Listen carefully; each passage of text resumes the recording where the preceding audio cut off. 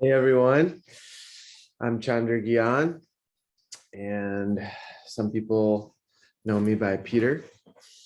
I wanted to share my experience with y'all of living at the Sat Yoga Ashram in Costa Rica. I stayed there for 1 month, and it's about 20, maybe 15, 20 minutes from San Isidro, Costa Rica, about 3,000 feet up in the mountains. And in some parts of the land, you can see the ocean. And I didn't do much research before going. I just felt really, really called to go and have this experience.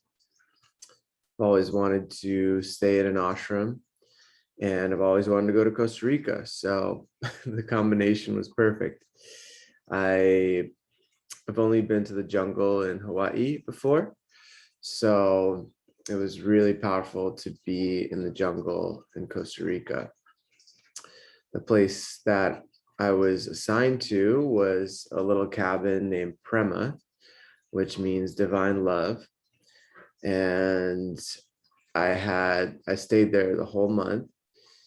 And behind the cabin, there was a balcony, and behind that was just raw jungle. The ashram has 550 acres of land, and I don't know the exact numbers, but at least half of it is still raw jungle. And so that made it really special. There was a lot of really beautiful creatures all around. I had one experience where a bird flew into my glass window, and I was around, and I went right out onto the balcony. I was able to do some energy healing on the bird, and within 10 minutes, he was ready to go. He was really beautiful. He was yellow with green and about 3 inches long. So I really enjoyed that experience. In terms of things that really were amazing for me was the art expression courses that we had once a week. We would go down to this one building called SN3, and we would just do art expression, whatever came to mind, whatever we were feeling, just expressing completely and effortlessly. So that was really special for me because usually when I create art, I think about, will this sell? Is this going to be good for this person? Is this something that whoever I'm thinking of will enjoy if I'm making it as a gift? But this was just completely free expression of myself. And it was really awesome to see the progression from the first week to the fourth week of the way that the art expressed my experience. So the first week, I just drew all sorts of scribbles and different little aliens and UFOs, and I really connected to my inner child, and was drawing these S's that I used to do when I was a kid, and felt really good to just draw over the lines, and it was just really wild. The second week, I drew this intricate design with colors, and then I had a crown on top with a yin yang, and underneath this design had roots anchoring down. The third week, I drew a heart, and inside the heart was Ganesha meditating in a cave with light coming off of him. And it was a little bit of an optical illusion because it could be looking into the heart, or it could be the opposite. So that was really cool. And then the final day, I just drew a body without a head, and I just wanted to express that everything was creator. And so I had rivers flowing through the body and galaxies and of course UFOs and all kinds of really cool stuff. So that was a really neat experience for me. It was also really powerful for me to be there for a retreat that was called Amrita Shakti. And the retreat was led by the teacher at the ashram. His name is Shunyamurti, and that name means 0 point. And the first day that I came to the retreat, I had a really powerful experience towards the end. I developed and was placed into this state of bliss. And I've never had a person put me into that state before. So that was really powerful. I also had a one-on-one session with Shunyamurti and felt the same feeling after leaving that session with him. And the final time that the third time that I felt this same sort of energy was when I was sitting in meditation in the main lodge, and Shunyamurti was just guiding it through a recorded guided meditation, and I was able to reach those states.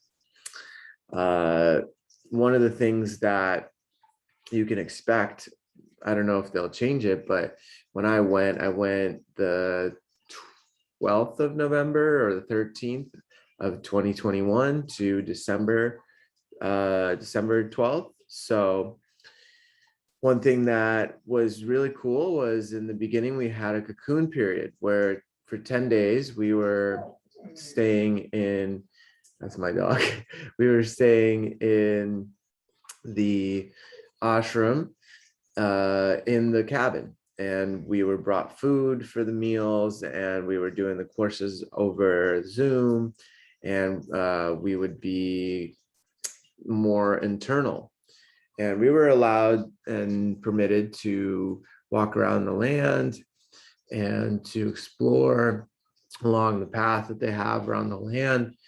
And it was really, really amazing to just have that time to myself, to be able to still have Wi-Fi and have access to programs like Gaia and things of that nature, and read a lot and just be more internal, because the jungle, just the sounds of the birds and the bugs, and going out on the balcony every day, just hearing some really, really amazing, and seeing some amazing creatures, I should say, because it was bugs and birds, and sometimes little critters that I would see around the land. And I'll go into that a little bit later, but yeah, that was really powerful for me, those first 10 days. And then we had opportunities for seva. So we had opportunities to help on the land, to clear off moss and things of that nature. I learned a lot about permaculture. I learned a lot about how the land is 70% self-sustainable, around there, per meal. So that means that from the 2 greenhouses and the herbal garden and the 5,000 trees that are on the land, 70% of the meals are made from all that. So there was about 30 people that were staying at the ashram, and many of them were permanent residents that have built a home there. And so it was really neat to see this completely different way, this completely different lifestyle that I've experienced before. The trash truck came 1 time a year.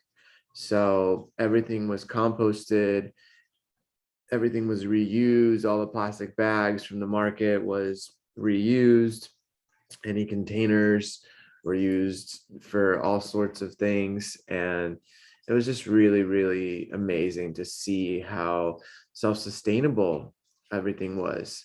There was electricity running into the ashram, but besides that, it was really amazing to see in 10 years how these people came together to create this magical place.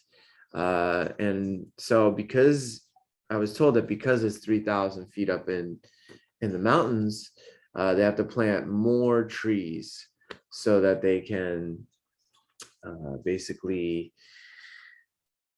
have more produced, because if it was lower elevation, the trees would produce more fruit. But because it's higher elevation, there's less sunlight, about 2 to 3 hours a day on average. And because of that, they need more trees to produce more for the people on the land. And so that was really interesting. Some of the things that I didn't expect were to hear howler monkeys on some mornings.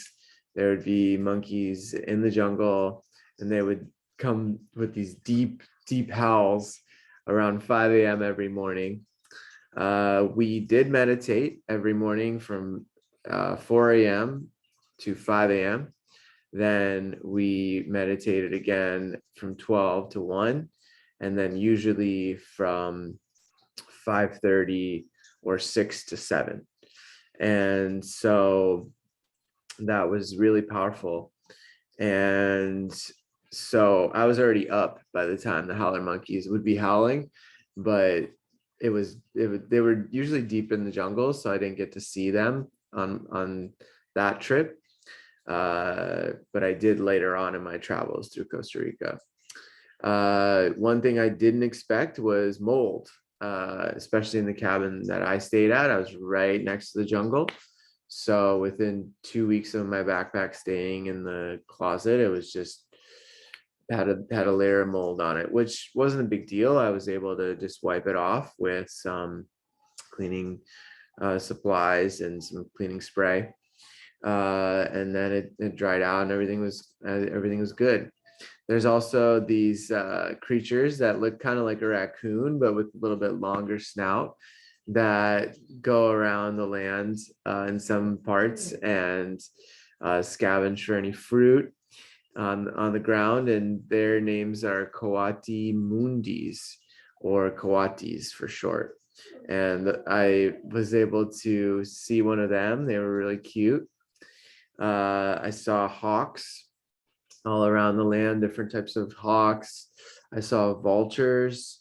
I saw these really beautiful turkey-like birds that I've never seen before. They were called black guans, and they were all black, and they had a little like a yellow beak, and I would see them up in the trees, and so they would fly. And they would fly around from tree to tree, and usually there was at least 3 of them together. One thing that was really cool was I found like droppings from a feline of some sort. I thought at first maybe it was a puma. The jaguars don't usually go that far into that area, so later on I realized that it was an ocelot, which is a smaller type of jaguar, and it's really cute. It's got this little head, but it's pretty large. I didn't actually see it, but I would find the droppings, and some of the other people in the ashram got to see it and took some photos of it that they shared with me. So that was really cool. Another thing that happened was the electricity went out one time while I was there. So they just turned on the generator and it came back within a few hours. And the hot water went out a couple of times in my shower, but and the Wi-Fi was a little spotty, but overall I was really impressed with this whole experience and with the people. Everyone was so welcoming and kind and just really friendly. And I got to meet some really awesome new friends and make some really cool connections. And it was just really powerful to be in the presence of Shunyamurti for the time that I did get to spend in his presence. And yeah, so that's pretty much it for my experience at the ashram. I hope y'all enjoyed, and I'll see you soon. Take care.